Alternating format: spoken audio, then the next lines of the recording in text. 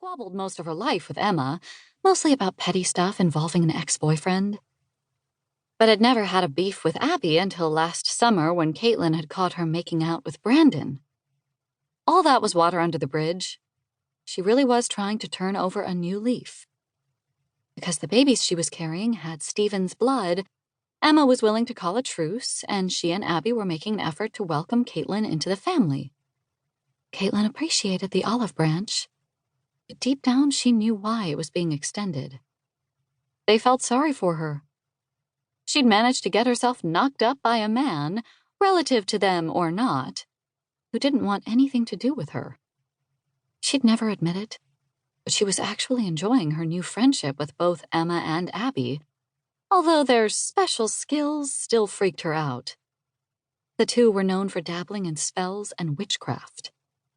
Emma was infamous for performing one spell each Monday during Batter Up Night, in which one lucky bachelor was selected to see the name of his true love in the cake batter she whipped up with her enchanted pink mixing spoon.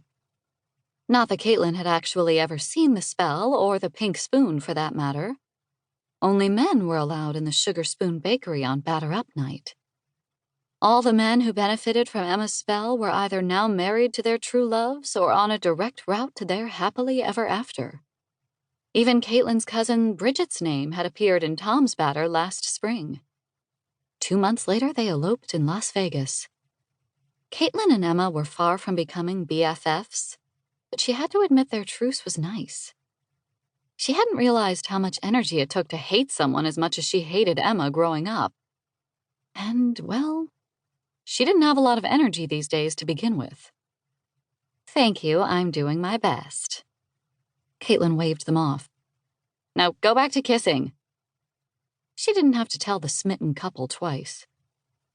Caitlin thought back to last summer, when she'd found out that Emma had performed the Batter Up spell on Brandon and it was Abby's name, not hers, that had appeared in the mixing bowl. She was furious.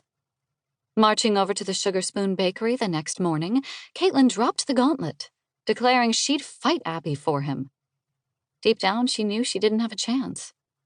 Even if Emma's spell had been wrong, and it never was, Caitlin knew that what she was doing with Brandon was just sex. They really didn't have much in common. He'd ended things between them shortly after he saw Abby's name in his batter, and it wasn't long before Caitlin saw with her own eyes how interested Brandon was in Abby.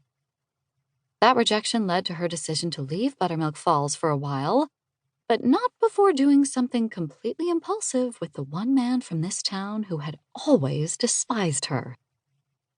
Never in a million years did she ever think Josh Stevens would end up in her bed. But that's exactly what happened.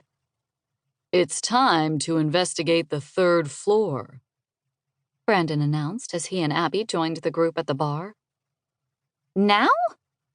Abby asked, wrapping her arms around Brandon. "You can't be serious." Brandon nodded. "I need to see what's up there."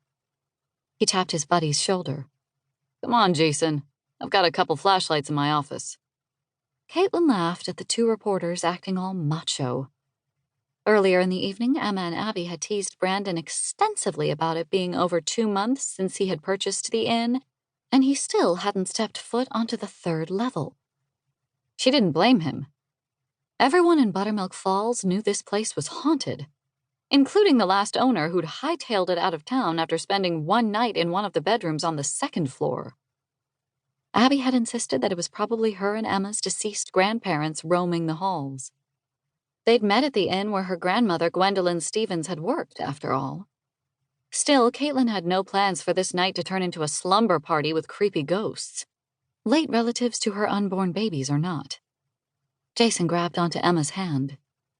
"We might need your magic skills for backup." "I feel so used." Emma giggled, letting him lead her upstairs. "And we'll never see them again." Abby laughed, rolling her eyes and motioning to Caitlin. "This could take a while. Let's go feed our kids," she said, patting her stomach. Caitlin followed Abby into the kitchen because a snack sounded good. When she'd first heard that Abby was also pregnant, part of her was green with jealousy. Brandon was